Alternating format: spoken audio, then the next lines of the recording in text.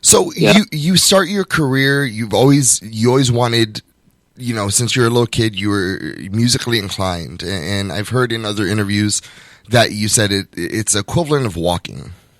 It just came to you. Yeah, the music thing certainly was something that was always there. It just resonated. I was just thinking the other day, something I've never told in an interview is I remember, I don't know how young I was, but probably really young, probably 8 years old or something. And we went to my parents took my brother and sister and I to some amusement park. And we went on rides for a while, as long as my dad could stand it. And then we were leaving, and I heard music coming. And I said, "Can we just walk over here and see what's going on?"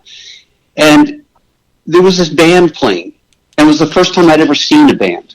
It's the first time, and heard people playing electric guitar, and eight probably, I don't know, 7, 8, 9, 9 tops. And Tim, I was thinking of calling the police when my parents said we have to go. I mean, I was mesmerized, absolutely mesmerized. I can't tell you, it was like someone injected me with a drug or something. You talk about a change of state. They had they all had matching, really bright red costumes on, like they probably had sequins or something really reflective, like beads, and they were just playing straight ahead rock and roll. I don't even really remember. I don't remember anything about any particular song, but the emotional impact was extraordinary, really extraordinary. And I think that was one of the moments that secured the future for me, is that I never wanted to be on stage, but I wanted that feeling. I wanted that feeling again, and it was amazing. Was this before or after you started your piano lessons? Probably around around that same time, but it was also probably pointed out how different when you're that young, you just have these very uneducated, unsophisticated feelings about, you're just responding to what moved you. You don't know anything about it, but I guess that was the first time I really realized this is the music I want to be doing, or this is the way I want to feel when I'm playing music, versus here's how I feel at piano lessons. And there was a huge chasm between those two feelings.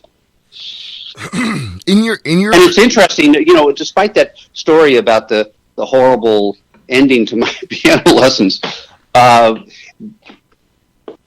years later I came back around to piano, and it's my favorite instrument. So there is ultimately a happy ending to that story. And I still just adore playing piano, and can sit down and just enjoy playing, just fidgeting for a long time. And do you at this moment, like when you think and you go into your happy place with music, are you there with your piano, or is it mostly guitar? It's both, Tim. I've written a lot of guitar rock pieces on piano. It's just as far as an initial visualization of the thing. There's something about piano that a guitar is a guitar, and part of the inspiration, or at least for me, part of the inspiration I get from writing on guitar is literally not only the sound of a guitar, but that sound on a guitar. Like, is it if I'm playing an electric and it's got a pretty heavy distorted sound, then I'm just going to naturally start, the rock grooves are going to start coming. But with the piano, there's something about it. I could play some little figure, like lower figure, but I can still imagine it as a fuzz tone guitar part. It just allows more room for imagination. Whereas most instruments, I think, you hear that instrument. I mean, I also played trumpet when I was a kid in school bands and stuff like that. And, wow, you're playing a trumpet. It's a trumpet. That's kind of, perfectly fine instrument, but that's kind of the end of the story. It's a trumpet.